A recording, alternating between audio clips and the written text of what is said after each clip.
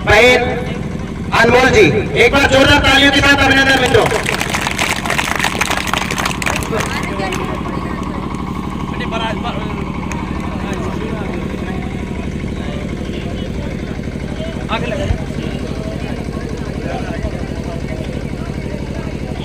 बोलिए सच्चे दरबार की देवनारायण भगवान की।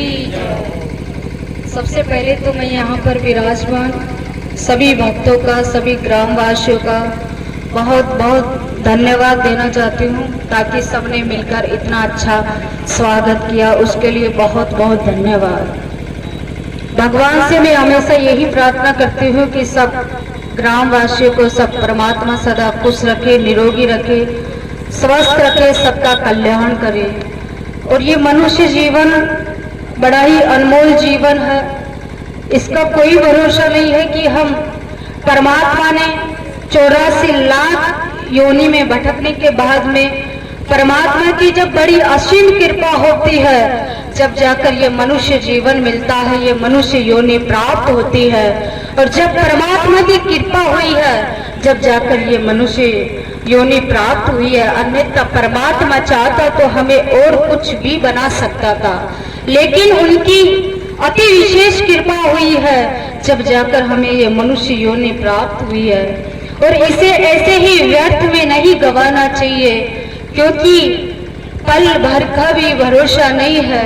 श्वास भीतर गई है, बाहर भी आएगी, यह भी भरोसा नहीं है कि श्वास श्वास पर हरि बसे, वीरता श्वास जनी कोई और ना जाने ये श्वास की आवन होई नहीं होई।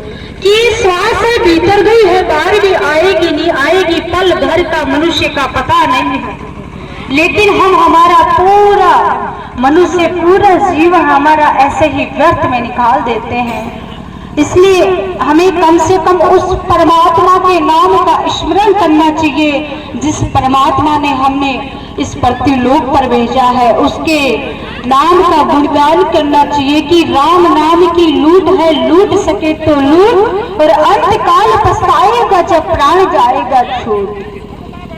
सोचो जिस दिन भगवान का बुलावा आएगा, इस संसार में ऐसा कोई भी प्राणी नहीं है जिसका जन्म हुआ है तो मृत्यु भी निश्चित है, कि उसको एक दिन जाना होता है। जिस प्रकार सुबह हुई है तो शाम भी होगी, इस प्रकार जिसका जन्म हुआ है तो मृत्यु निश्चित है। हर व्यक्ति को जाना है, जिस दिन भगवान श्री राम का बुलावा आएगा तो हमको अवश्य जाना होगा। कोई भी इस संसार में ऐसा प्राणी नहीं है, चाहे आपसे कोई कितना भी प्रेम करे, लेकिन जिसका बुलावा आया है तो उसको निश्चित जाना पड़ेगा। इसलिए हमें पता नहीं है कि इस संसार में हम कितने दिन के मेहमान हैं। इसलिए जितना भी अधिक हो सके हमें प्रभु का गुणगान करना चाहिए और अपने जीवन को सफल बनाना चाहिए। मनुष्य जीवन बड़ी दुर्लभ से मिलता है, भगवान की कृपा से मिलता है, इसे ऐसे ही व्यर्थ में नहीं गंवाना चाहिए।